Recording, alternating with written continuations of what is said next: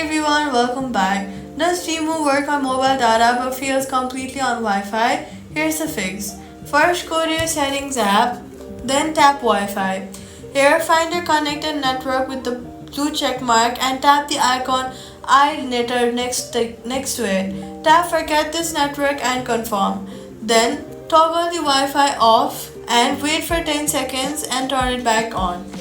Then reconnect by tapping your network and entering your password. This clears a broken session causing Temu to fail on Wi-Fi. After reconnecting, try the Temu app again.